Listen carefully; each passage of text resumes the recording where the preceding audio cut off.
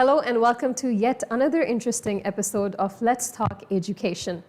As you all remember that last week we spoke about online education at schools, and this week we are going to be talking about online education at colleges and universities. And for that matter, we have two esteemed guests joining us today who will be shedding some light on how they have seen the change in online education and education in general in the Sultanate of Oman owing to COVID-19 pandemic. So without further ado, let's welcome our guests. We have Professor Ali Al-Isa, who's a full professor of critical applied linguistics for College of Education at Sultan Qaboos University. And then we have Dr. Ammar Al-Balushi, who's the head of faculty of business management at Marjan University College. Thank you so much to each one of you for joining us today. It's a pleasure to have you on our show. Thank you. Thank you for having us. Much. So, Prof, I'm going to start with you. You have been in this field for a very long time, and COVID-19 just happened to come from nowhere. How did you see the dynamics, or how did you see the shift in education sector in general? Wow, I mean, that's a very general question. I expected more specific ones. So the shift, I mean, look, we never thought about that shift. We never thought it would take place, to be honest. Online, look, if you ask any teacher who's well-informed about pedagogy, who's really passionate about teaching, probably I'm being a bit biased, I'm talking about my own experience here, reflecting it to you, then online teaching is not what you're looking for. Very unidirectional, very one-sided, lacks that kind of emotions, feelings. It's very difficult, really, for people to adapt. I mean, these are probably just a few of the disadvantages you tend to come across, but then there are many more. Luckily, probably, because we're talking about higher education today, I mean, an organization like SQU is very well equipped. It didn't take us a lot of time, really, to be able to disseminate that culture on campus and for the faculty and the students to get adapted to that. Adapted, maybe physically, I would say, mentally, emotionally, psychologically, socially, no. I mean, just until 2 weeks back, we shifted to online teaching for 3 weeks with this Omicron hitting really strongly, with the numbers increasing, casualties and all that. And we had to shift for a 3-week period here. Again, I mean, despite the fact that we did over a year before that, people were struggling with it. Difficult to accept. It's against the norm, basically. Human beings, when you are hit with something that is against the norm, it tends to be very difficult to coexist with. And this is one of the things, really. So, no, disadvantages definitely outnumber the advantages here. Yeah, there's no doubt about that. Dr. Ammar, what do you have to say? Well, I may defer a bit with the professor. I mean, obviously, the COVID-19 has hit us very badly. It has a significant impact on education, higher education in our case. But it also imposed an important question: what's the future would look like? And because of COVID, we started thinking, of different models of learning. Obviously, we are at the inception stage at the moment, but we came up with 3 different models. We have the complete online learning mode, we got the blended learning, and then we got the hybrid learning. Now, we would have never thought about that previously. It is a shock. When the COVID came in, it was a shock on everyone. On the higher education, it was shocking, students, parents, but more importantly, even on the government decision makers in the government. I mean, we were thinking at that time, at the beginning, okay, how do we keep everyone safe? And how do we stop classes without stopping the learning process? That was the most important question for us. And I think as a resort, digital learning, e-learning was the solution to keep us going forward with its disadvantages, with its implications. I mean, the disadvantages are a lot. I mean, maybe we will talk about them later on in this interview. But for us in Majan, for example, we were well equipped with the technology beforehand. We already had a department looking at e-learning and innovation. So we had some infrastructure that can help, or students used to use them to learn online and further, their reading activities happening. But then COVID came in and put a lot of pressure on bringing all these stakeholders together, connecting the dots together. So what I see is there are different implications. We have implications of an education. For example, how do you engage with the, as the professor said, the engagement was affected significantly. I mean, there is a big difference between engaging in a classroom where a student sees your face, you're able to communicate with the students, and online. And maybe this is also related to the lack of the technology infrastructure. Perhaps we have the new softwares. We don't know yet because we are at the inception stage. We had a problem in quality assurance policies. How do you control those measures? Obviously, universities and colleges are all trying to put additional layers to check these things. And then you have all these social implications now. What do you do with low and middle income students who can't afford a laptop, who can't afford, a good broadband connection to be able to see the lecturer teaching? What do you do with them? What support you give them? At the beginning, it was extremely difficult. And how do you bring those stakeholders, telecom companies, in a way, together to help and support? So, and how do decision makers in the government, in the higher education, could actually implement something that can, equalize the learning process between all things? A lot of challenges at the beginning, but I think those are good challenges that got us thinking about the future.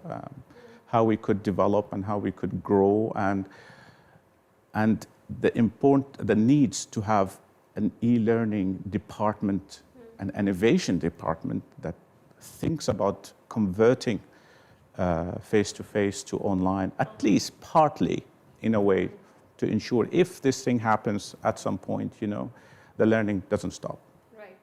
Dr. Ammar and Prof. Ali, I was actually going to talk about the challenges, there. I'm sure, like you said, Dr. Ammar, that, about middle class and low income families, like how do you ensure that they have the adequate equipment and adequate, tool to actually be there for online learning? Last week when I had, chairman and vice chairman, head of schools from the distinguished schools in the Sultanate, and they said actually the same thing, that, in a family when you have 4 to 5 kids, it's very hard to provide laptop or tab or even phone for each one of them. So this is one of the challenges that they think that as a school management and as a parent, they faced personally as well. So, and Prof. Ali, you mentioned that disadvantages outnumber the advantages on online learning. How did you see the challenges faced by the parents, the teachers, the students themselves to adapt to these new online learning? Yeah, well, look, I mean, it's interesting because Dr. Ammar just talked about bringing all those stakeholders probably under one umbrella. But let's be honest, 52 years education in Oman, either at school or higher education, the voices of those two groups, including teachers, now probably we're talking about 3 groups, not 2 anymore. How much of those voices have we heard so far? Have they been really involved in the planning, even the policy issues that we try to formulate to advance education in the country? Look, whether we like it or not, it's been proven scientifically, academically, that these groups are, without any shadow of doubt, strategic partners in advancing education. But are we really involving them in that genuine sense so that we get the best out of them? it takes two to tango. And for us to be alone there in the field, taking all the burden, doing all the thinking on behalf of the others, and even doing all the implementation on behalf of the others, it's not only unfair, but it's also taking us to a very uncertain area here, really. I mean, we should be paying better attention to these people. We should be listening to them. They are, at the end of the day, probably, the entire thing is about them and for them. Parents, students, and teachers. Once you put these three groups together, you just wait and see how they interact, how they communicate, what ideas they can generate for the good of education. But we don't seem, unfortunately, really to give them that opportunity to make their voices heard. Probably enough is enough of that kind of education which lacks criticality. When you talk about voices, then you are talking about critical education. And probably it's high time we introduce that into our education, into our planning, into our policy formulation. Because we've been doing it on our own. It's all been top down. And it's high time we went bottom up. Okay, if we're not happy with 100% bottom up, then there has to be a middle way where we can meet there, where we can coexist and discuss things more openly, more logically, try to find solutions together. Nobody's perfect, and an education is such a complex, sophisticated discipline that you don't imagine that you can really sail that ship on your own. That's not going to happen. If we're talking about Oman Vision 2040, then we've got to be more honest about it, more serious about it, more open-minded about it. Enough is enough with people making decisions, very few people making decisions on behalf of the majority, the very vast majority. You need to bring now the other people, the underprivileged people, let's call them that, bring them into vogue, bring them to the scene. Listen to what they have to offer. The parents we have, the students we have, the teachers we have now, they're not the same people we had 4 or 5 decades back. With social media now, with knowledge explosion, with globalization, these are not the same people we used to have 40 or 50 years back. And this is what research has proven. Listen to them. Make them your strategic partners in planning and implementation. And once you feel things are not working as you wish them to work, then reconsider it. Right. But don't resist it without trying it. Right. Things don't work like this, unfortunately. Right. But they've been working like this in Oman now for 52 years. Dr. Ammar, do you agree with Prof. Ali? To some extent, but I mean, on a positive note, I would give a bit of credit to the Ministry of Higher Education on acknowledging the importance of digital learning in general. I'll call it digital learning with all its modes of learning. I mean, 3 weeks ago or a month ago, we have received a memo from them, considering us to look at all these online Coursera, EDX, and so on, and see how these could. I'm sorry, it was even more than 3 months ago, to look at how these systems could benefit our students, which in Majan we already have accreditations and we have, a partnership with edx.org through the Omani, Technology Society. And I think the fact that they acknowledge that, it's a very good thing. And you would have never had that before COVID. I mean, if you look at the recognized universities and higher education institutes by the Omani Ministry of Higher Education, you will never find any university that has a full online mode of learning approved by them.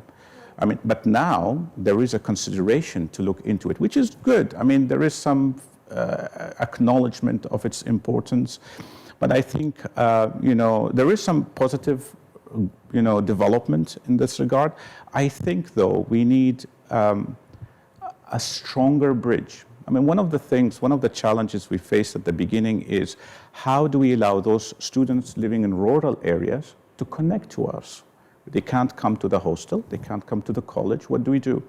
And we had, I remember our dean and the senior management, they have developed something called the COVID task force.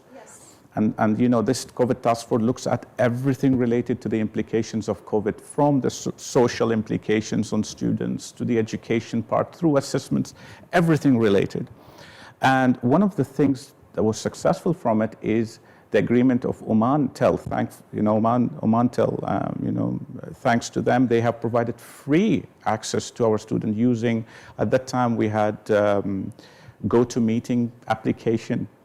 Then we shifted to Microsoft Teams, but they gave free access to students, so no data will go from their credits.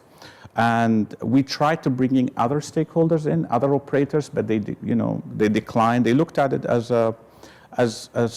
something that may affect their profits. But this is something we should not be looking at in a time of crisis. You have stakeholders needs to come all together. Some of them did. The Ministry of Higher Education has involved, and they would tried their best to bring in everyone. But I think because of the absence, and the whole thing is so new, that shaked a lot of things, from relationships between stakeholders to also, developing a new department in colleges that looks at this.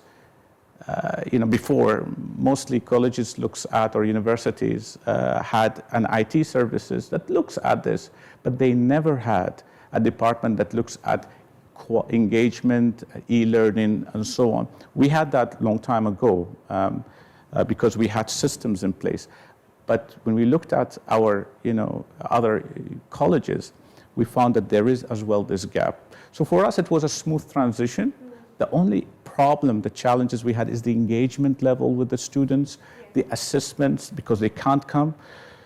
Modules like accounting and finance, how can you digitalize them? Right.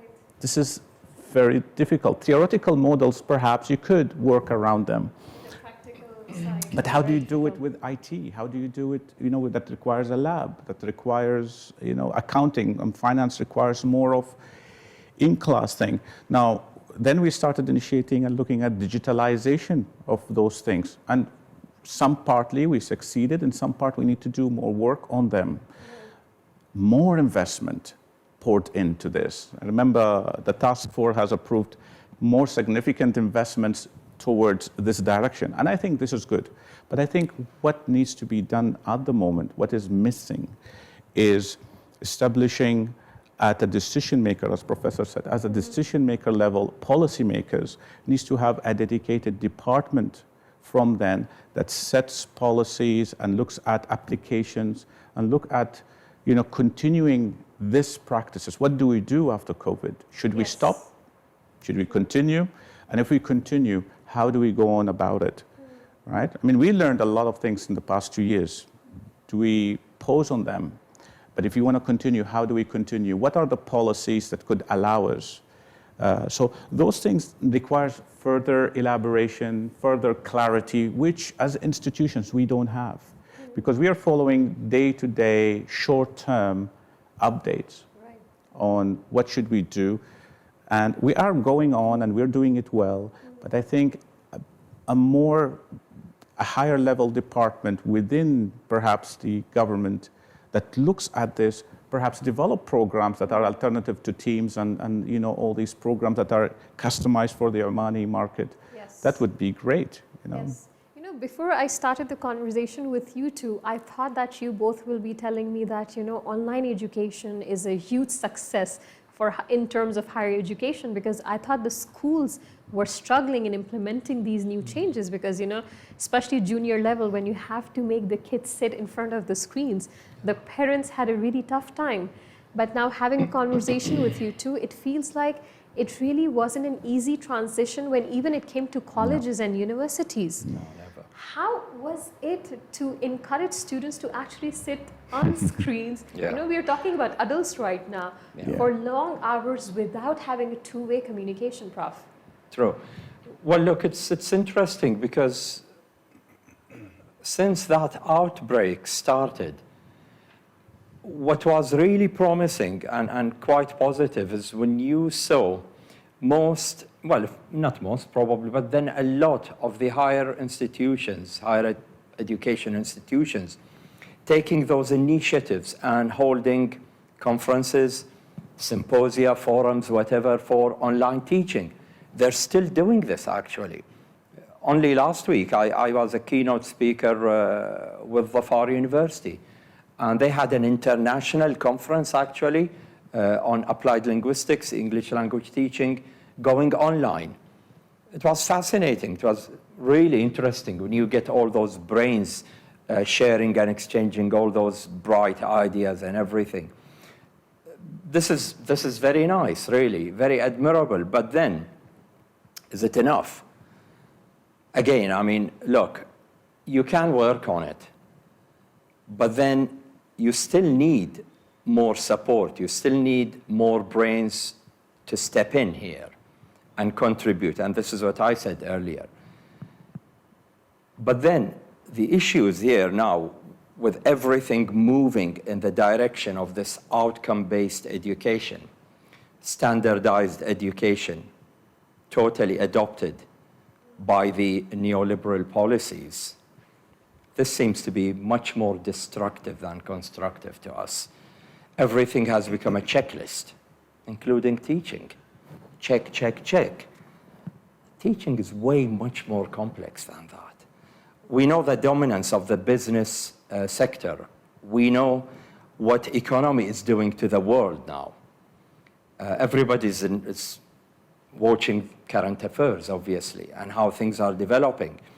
And with the power, with the stranglehold of the neoliberals, and this is not new, obviously. It started 5-6 decades ago in the UK, and then the Americans and all that, and building all those alliances, and the whole thing started to spread so quickly to the rest of the world. We are adopting this now, and it is harming us so much. It is disintegrating education, whether at school. I know we're not talking about school, but then higher education would never be there without schools feeding into that. So that kind of policy, with those kind of artificial ways of measuring education, is not helping us, really. It's not taking us to where we want to go. And even with online education, fine. As I said earlier, we are holding those conferences and everything. This is nice. This is very helpful. But then what is happening at the very top there, at the decision-making level? What kind of communication do we have with them? As teachers, as faculty in higher education, our place is right in the middle. You've got those decision makers at the top, the administration, people above that, as Dr. Ammar mentioned, Minister of Higher Education and all that.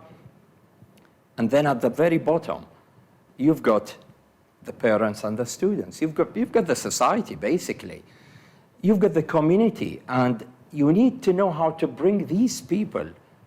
I will keep emphasizing this point because I've been researching it, and it's proven very efficient.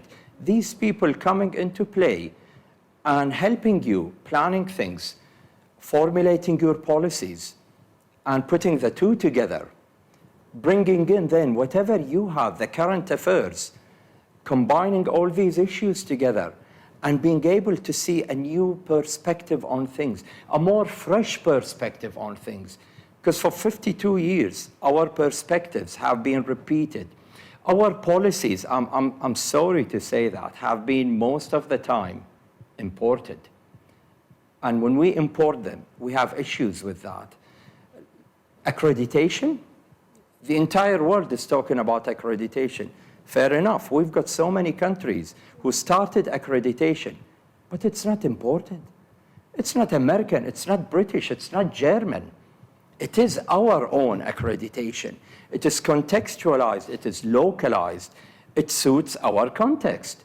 But what we're doing, unfortunately, we're using our resources, we're importing those policies, those nice slogans, and then we are having issues with their implementation. We are harming the agencies, the organizations, more than advancing them. Accreditation has got so many good things. Nobody can deny that. So many positive sides. But what we're doing, because it is an alien culture, we bring it here, we import it, and then we struggle to put it into operation. And then these issues start to come up. The top-down issues, the oppression issues, the marginalization issues, the underprivileging, subordination. You don't want this to happen. Because if we are talking about advancing things in Oman, we're talking about social justice, we're talking about democracy, these things need to be carried out with everybody taking part, rather than very few people, and then the majority are left out. Right. Dr. Ammar, is there anything you would like to add to what Prof. Ali said? Well, very interesting views, Professor. A different perspective of the I have, absolutely. I have a complete, and this is what enriches, different perspectives is what enriches all of us. I mean, I disagree with professors on the, on various aspects of how we look at things and the involvement of the ministry. And I think the ministry involves, but at the slower pace. Requires a bit more faster pace, the world is changing very quickly, and the change is quick and requires a swift development of policies. We need more engagement with stakeholders instead of writing to them. We need to sit with them, with the stakeholders. More sitting, more discussing, and coming out with something that actually helps. But I think your original question was about engagement, was it? About students' engagement. Yeah, so just going back to the engagement, at the policy level, obviously, I hope, inshallah, and I hopefully we may see that, because online education, there is learning happening online. Otherwise, you won't see Coursera, EDX, all these websites doing a lot of business involving hundreds of thousands of students around the world. You will never have them succeeding. And that's a complete mode of online. And this is because they have the right infrastructure, because they have the right kind of assessments and testing.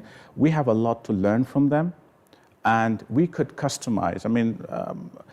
I agree with the professor on the point of not blindly adopting to online accreditations and so on, but I differ with him on, let's not invent the wheel, because the wheel is there. We could customize the wheel based on our needs. And I think this is what I'm seeing from the memos I'm receiving and the slight interaction that I'm having from the ministry, that they are having and they are looking at the online as an opportunity to enrich the learning experience in Oman. But I think we need to be a bit faster, considering the dynamics of the market, considering the developments happening in the market. But at the engagement level with students, certainly, it's extremely challenging. It's, sitting in a class, looking at a camera, it's like looking at yourself in the mirror, isn't it? And that requires a lot of energy to be speaking by looking at yourself and not being able to see the crowd. And as educators, we need that, Absolutely, yes. We strive for interaction. But what we're trying to do is to add more activities. For example, we have decreased the learning or the theoretical parts and increased the engagement part, the activities part, more polling, more engaging, to keep the students engaged in a way. Further technological development is required, obviously, and I think it's normal. We are at the inception stage. We entered in this in 2020, Professor. It's very new.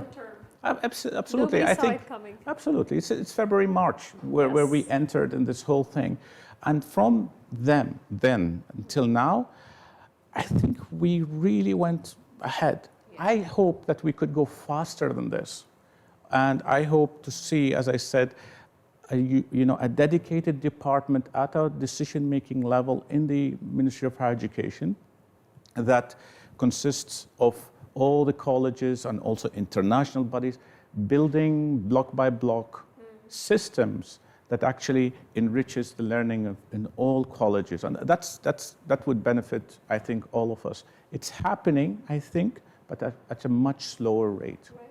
Yeah. Dr. Amar, talking about going ahead from here and, considering the new variants that are coming up every now and then in terms of COVID-19, and now we are going through Omicron, do you see that online learning is going to be the future or is going to be here for a very long time? Madih, I think, when we entered online, we entered in a complete new territory. We are competing with those online platforms. We are not competing with each other anymore. We are competing with those lectures on YouTube, with those lectures on Coursera, or those lectures,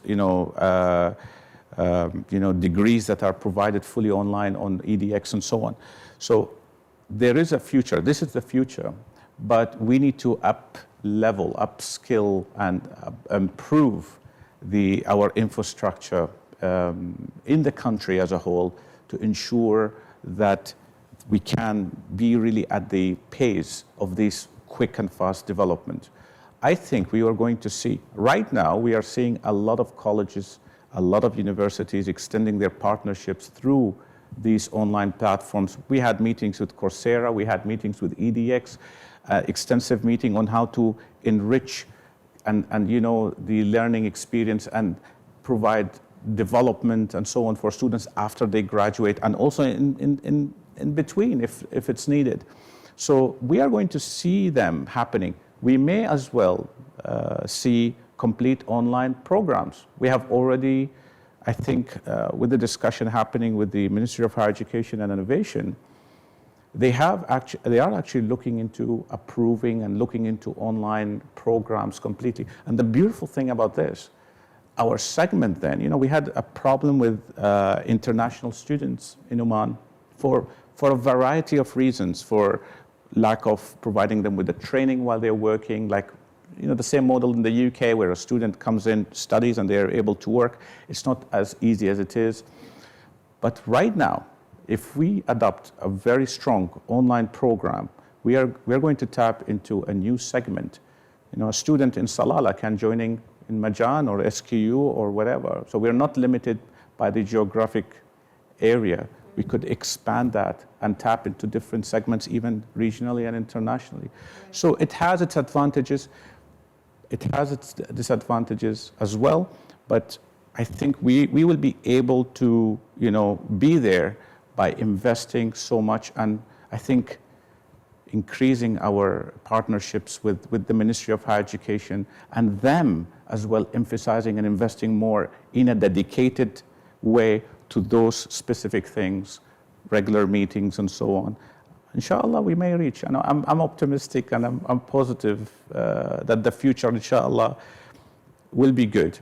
And I'm positive because we are having a young generation right now coming up, and they're holding positions in telecom. Their sons and daughters, higher education, their sons and daughters are within the system. They know the challenges.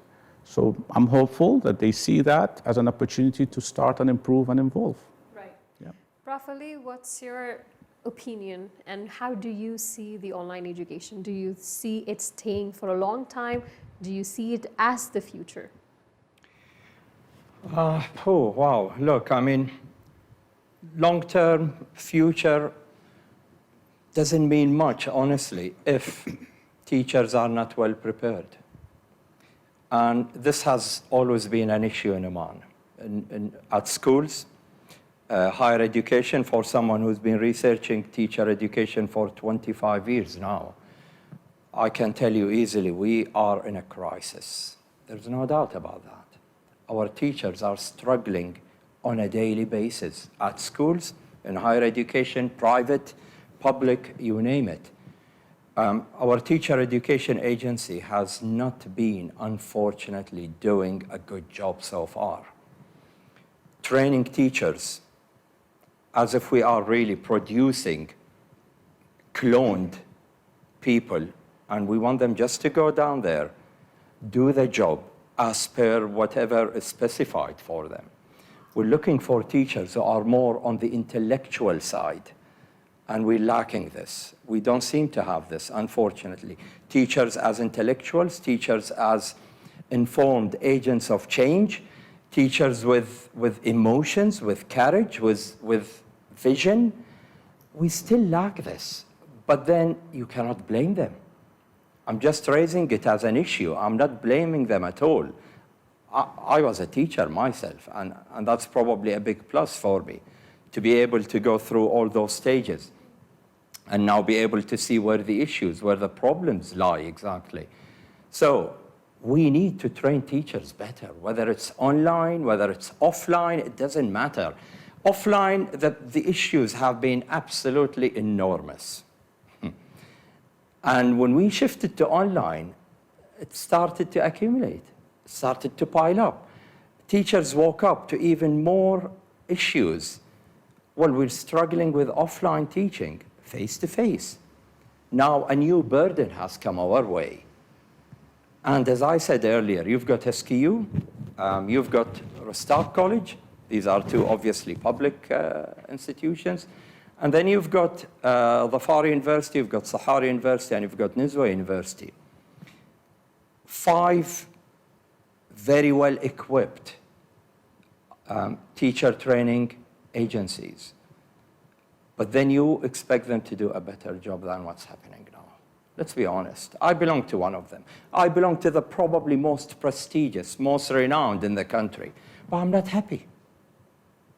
And I try to improve on things every day, on a daily basis, interaction with my student teachers, interaction with teachers in the service who come to do their postgraduate courses. They need to be trained better. It's that simple. That's the bottom line, probably. As I said, whether you're going online or offline, if they lack that awareness, if they lack that kind of knowledge, either theoretical or practical, then nothing will change. If we talk about online being the future of teaching, well, we talked about 52 years of teaching offline, or let's call it 50 years, if you exclude those 2 years. 5 decades of offline, what have we achieved? We still have a foundation program. Students still leave grade 12, and more than 90% join the foundation. Even those who score 99 point something in grade 12, they still go to the foundation program. Why? What is wrong? Teachers? Okay, now we know what's happening to our syllabus, to our curriculum. What's happening to our resources? Where is that coordination? Where is that communication? You've got the Minister of Education. You've got the Minister of Higher Education. You've got the institutions, the public, the private. Aren't they communicating? Aren't they interacting? Aren't they coordinating things? Why are we ending up with, I wouldn't say investing, with splashing so much on issues like the foundation, like continuing to rewrite a new curriculum, talking about new reforms? Recently, we talked about it in 2014. Where is it? We're talking about the 21st century skills. Nobody has them. Teachers don't have them. How can students have them? If we teachers lack them, if the Teacher Education Agency has so far failed to pass this on to the teachers it trains, then you can't expect teachers to pass this on to the students.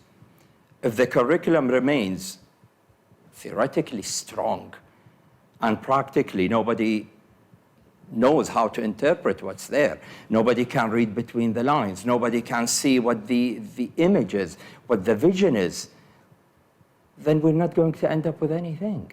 We need a stronger, a more critical teacher training and education agency to be able to lift things for us, to take them to the next level. And this has not been happening until today. SKU was the first to open in 1986. How many years are we talking about now? 36 years, for God's sake. Teachers are still complaining. MOE is still unhappy, but then MOE is also responsible. What kind of in-service has MOE provided to teachers so far? It's a continuation of what's happening, unfortunately. Either here or there, teachers are just being trained to follow a textbook, to do textbook teaching, to do assessment teaching, to serve these two concepts. And that's not helping. We want things to be beyond textbook, to be beyond assessment, to be more beneficial, more critical. Let's talk about criticality. This is how the world around us has been shaped, has been developing. But we've been lacking it until today. Right. And that's not helping us. So, Prof, what do you suggest? How do you want things to change? Where do you want the change to start from? Definitely the Teacher Training and Education Agency. This is where teachers go. This is where teachers exit from and then go to schools. This is probably A. B, we need the Minister of Education to show more will, more readiness, really, to change things. Look, I mean, they established what they call the center or the Institute for training teachers to become professionals. Do we know what professionalism means? Or are we just using it as a slogan? That is a deep concept in education. To train professional teachers, that's no joke. This requires so much effort, so much research, so much academic work, scholarship. And this has not been proven effective yet, at least on the part of the Minister of Education. At the in-service level, the pre-service at these 5 places has not been helping as well. Therefore, you need to get these people now, these agencies, to sit together, to start to talk, to start to show that they are really more serious about that reform. Otherwise, reform will always be reform on paper. We talked about reform in 1998 when we introduced the basic education system. A few years later, probably to be more specific, a decade later, we brought in the foundation program. My goodness, then why the BS? So things are happening and people are finding it sometimes really difficult. Look, if you don't research it, you will always feel puzzled about it. What is going on? If I did that reform, and then 2008, we introduced the foundation program, and then 2014, we started talking about a new reform for education. Why didn't we do the first thing right and then moved on right throughout? So these changes, these shifts, the shift of gear every now and then is ruining the engine for us. Therefore, it's the teacher training education first, MOE next, and we need better collaboration. But this doesn't mean that the Ministry of Higher Education is also out of the equation, exempted from that. No, absolutely not. They have been also exercising their authority now and all the power they have over these institutions to get them to train their teachers in a specific way. But then how is this happening? Again, enough is enough probably with this top-down issue. We need to start to get together. We need to show a more democratic will here, more towards education for social justice, where everybody receives his or her own right to get the education he or she deserves. Because Oman deserves the best. And we haven't been doing this, unfortunately. Oman has not yet received the best from us. Right, Prof. Yeah. Dr. Ammar, I understand that Prof. Ali has a different perspective, but did you at some point see online learning as somewhat effective, during the time of COVID, where there was a closure of schools, there was a closure of almost everything to, temper the number of COVID-19. Do you think that was the right tool, online platform to be to keep the wheel rolling, to keep the education going? I mean, what's the alternative? We don't have any alternative. How do we keep the learning process go on? I mean, with all what the professor said, I mean, I understand, Professor, that you look at it from a lack of engagement, perhaps, and a lack of collaboration, perhaps. But I think we were all in it, from private, public, even the decision makers. No one anticipated what COVID would do. No one knew. I mean, even from the government, they wouldn't know how to do it. And I can't blame a specific party on, the lack of something if they even didn't anticipate something, Professor has perhaps a point of 50 years of going on and looking at, 2014 and 2008 and then reforming again in 2014. But I think, saying something that doesn't work, it's a good thing. Professor, I think acknowledging that this system doesn't work, it requires a reform, it's a good thing. Going on with something that doesn't work, it's a bad thing, when it comes to, obviously, see, the thing is, Professor's talking about his experience in SQU and Rustaq and the others. How I see it is very differently.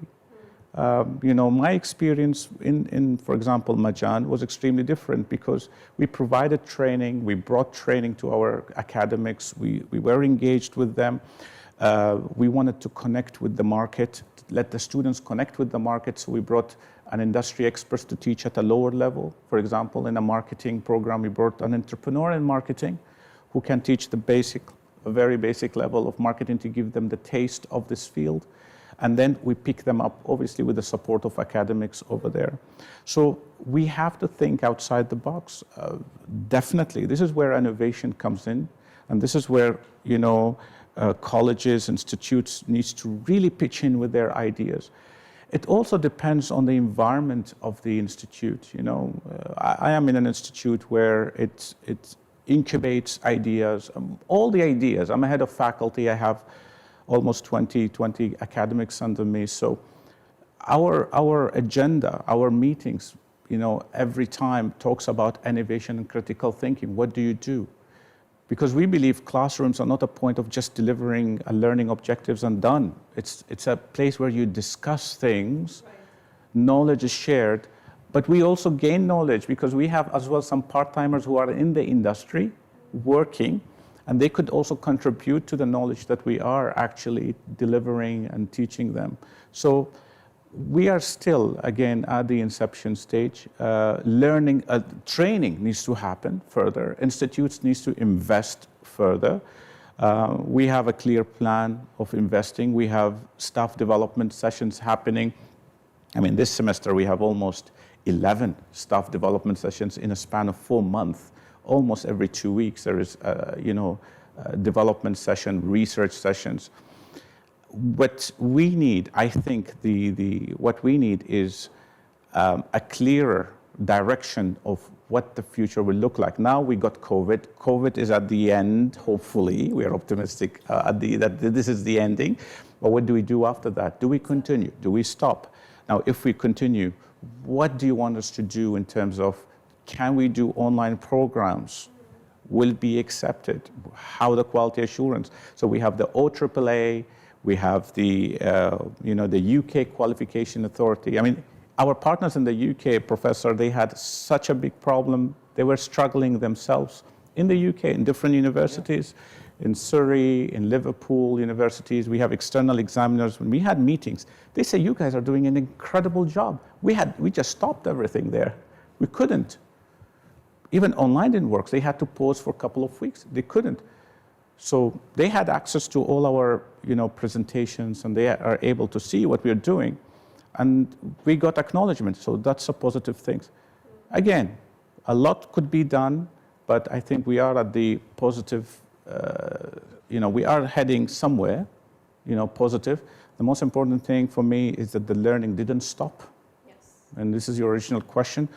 We didn't have any alternative. I would be more than happy to explore any other alternatives, but I'm sure the government didn't have, we didn't have, and that was the only option was on the table, and we took it. Absolutely, I would have taken anything to let our, sons and daughters to continue their studies, and they don't waste a whole 1 year or 2 years. Keep going, adapt to the environment, to the dynamics, to the changes, and move on. And hopefully, we'll be able to cope up very soon. We are getting there. We're hoping for the best, but we are getting there. Prof, at any point of time, you didn't see any kind of advantage that came with COVID, in terms of... I think you brought the best guests. We are in contrast, yes. isn't it? So that's why She's playing on that now. Absolutely. So that's why when I listen to the advantages, then I go back to the disadvantages. But now I want to ask you, Prof, like at any point, did you see any advantage that the COVID-19 brought to the education sector? Let's say, introducing online education and being the only tool that actually helped students continue their education that time. There's no doubt about it. As Dr. Ammar said, we didn't have an alternative. That was the only solution for us, and we had to take it and stick to it completely, and we did. Whether it succeeded or not, that's a totally different issue. But then when you run out of alternatives and you've got only one solution, then either take it or leave it. You've got to take that. But how successful was it? Experience says, not really. Not really. I mean, talking to the students, talking to my colleagues, reflecting on it myself, researching it. No, it hasn't been successful. Why would I want to say that things are improving in this direction? They're not. They're not. Online education has never been an alternative to face-to-face education, and will never be. As I said earlier, teaching is way more complex than just sitting in front of a computer and talking to people who've got their cameras shut and you can't hear them. It's as if you're talking to yourself. Education this way is simply, teaching this way is simply robotized. And we're not robots. And the students are not robots. Teaching is much more than that. The more you research it, the more you discover about the beauty of teaching, that it's about care, about emotions, about interaction, about everything in you probably teaching rather than just your mind moving and your tongue is delivering that kind of knowledge. Therefore, I would say, yes, being the only solution, fine, bring it on. But advantages? No. For what is happening today, okay, I would take that. But to live with it forever? Yes. No. That definitely, that's not acceptable. Right. Do you agree, Dr. Ammar, that living with online education is a big no? No, I disagree. But I don't, I'm not, a promoter of online learning. I'm a lecturer myself. I've been lecturing in the UK for a very long time before I came to Oman. I prefer the face-to-face, obviously, but why not having a hybrid approach? Why not having a blended approach, I'm open for ideas as long as the technology allows us to do it, as long as the technology does not compromise on the engagement. Our main issue is engagement, and we are trying to further, and decrease the gap between student and lecturer through bringing in software, through bringing applications. I wouldn't be surprised at some point we will have, technologies that will allow students to be in the class, opening their cameras, with the 5G coming in and developing, with the cooperation between Omantel, Ooredoo, Vodafone, and the higher education and education institutes, and the involvement of the Ministry of Higher Education and Innovation in providing such systems, an infrastructure of e-learning, I would call it, that allows everyone to be involved with their camera on, with their engagement. I mean, engagement happens in an online classroom as well, much lesser at the moment. I agree with the professor, it has its challenges, but it happens at, I mean, if it's 100%, it would happen at 35% at the moment. And I can't blame the students, I can't blame the lecturer, and the fact that, you know, it's a one way and you don't see the, you know, the movements of the person in front of you. As a lecturer, I can't see the emotions on the students' face of whether they understood what I'm saying. Because normally in a classroom we do that. We look at the expressions, and if we feel slightly that there is a doubt somewhere, we would repeat or we will provide a different examples. Right now it feels a bit more like a monotone. You know, you keep saying, but what we try to do is we try to stop, ask questions every now and then, to minimize this gap, to ensure it's not a monotone, to ensure that there is a human out there trying his best to, to speak to you, to ensure. I mean, last night I had a class and I had to bring in a case study from Oman, right? And because something they might be aware of, or they and can ask relate questions. to. Absolutely. And, you know, take a note, and they would write, and then they could talk about their ideas. It worked. You know, in some degrees, it would have worked better if they were in front of me, but it worked. Now, as an alternative, we don't have any. This is the alternative. The future, we could, with the help of technology, you know, improve the engagement absolutely in that direction. You know, my last question to both of you now is that, do you see it moving from disruption to recovery? Prof. Ali, could you go first? From disruption to recovery. That's very philosophical. Recovery, I don't know. I mean, recovering from what, Madiha? That's the big question to me. It's there. If it's improving, then be it. Most welcomed. We want to see it improving. Recovering from what? I don't know, honestly. I mean, as I said earlier, online is online. It will never substitute offline. That's not going to happen. Recovering, let's hope so, that it improves. I wouldn't say recover. I would say that I'm waiting for things to improve. That's all. But how long that's going to take, that's a totally different question by itself then. Let's wait and see how the world of business, how the market is going to handle that for us. Because with this COVID, we keep hearing about more and more variants every day. It doesn't seem to be coming to an end very soon. Right, Prof. We don't want to sound pessimistic, but probably we need now to be more ready than ever, that things will be there for some time. And we need to find probably more solid, more logical solutions than what we have now. Right. Thank you, Prof. What about you, Dr. Amar? How do you see it? I think we will move towards better outcomes, better engagement, but it requires the will, a very strong will. It requires a strategic planning from the decision makers towards you know, investing further in e-learning and digitalization of engagement and so on. It requires more collaboration between the other stakeholders and the technology. It could be the telecom, and it could be software developers. It could be anything related to technology in a way. How do we invest in education before higher education? How do we digitalize that process or help put digital, you know, aspects to it? So disruption already happened. We saw 3 modes of learning coming in. Which mode should we, and each mode has its own model of learning, has its own level of engagement, has its own way of doing things. I think it will, and I'm positive in that direction. I'm hopeful, more than positive, that the government has learned from the disruption that happened.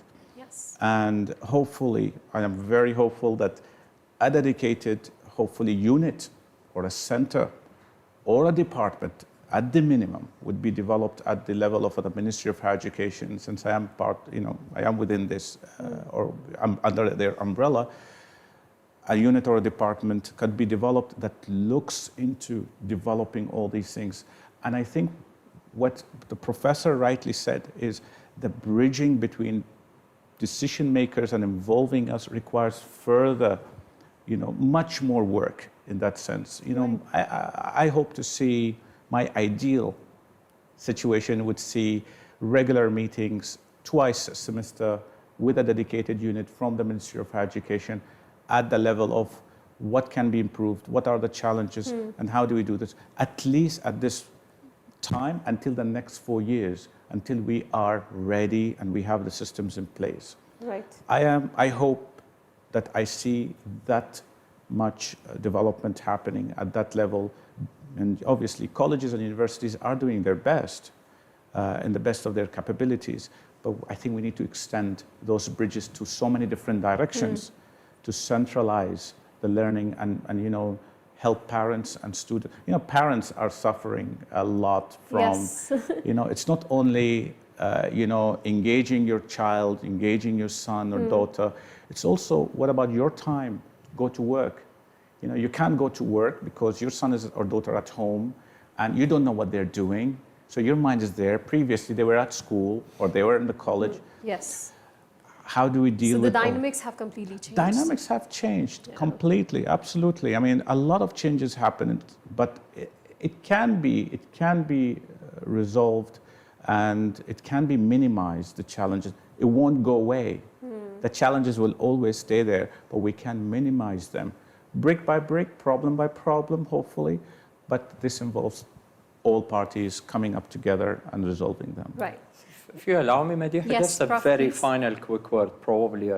We saw the word research enacted officially when we said the Minister of Higher Education, Research and Innovation. Now, with research, this has been the solution worldwide to any problems we've got. That's why we've got the West heading really high, and we're very much so in our place. We've been there for ages now. That research needs to be better activated, needs to be given a bigger place on our education map. Teachers need to be trained to become more successful, more confident action researchers. The research that we have been financing so far, we've got the TRC and other places, and even our own higher education agencies are funding a lot of research. Where are the results? What have we been doing with all that? The outcomes of all those studies, we really need to look at them critically. We need to take them on board and be able to utilize them to the best of improving the status quo here and keep advancing our education. Because ever since the outbreak of COVID-19, and in each and every higher education institution, you would see people applying for grants and trying to research that phenomena. But we don't know what happened. Where are the results? Right. How did this reflect on the improvement of that agency? We still don't know about that. We don't know anything about that research which was funded by the TRC even. How far has it contributed to advancing our education? We need probably more transparency here to be able really then, as Dr. Ammar said just now, to act more positively, to be closer to all those scenes and be able to contribute better to the advancement of everything here. Right. Thank you so much, Prof. Thank you, Ali. Madiha. Thank you so much, Dr. Ammar, Most for welcome. taking out time and joining us. Indeed, this was one of the most constructive discussion I had on this show so far. So thank you You're for most being a welcome. part of Thank it. you very much, Lovely Madiha, to for be hosting here. us. Thank Thank you very you much so for much. having us. Thank you. For more interesting videos and updates, stay tuned and keep watching TTV.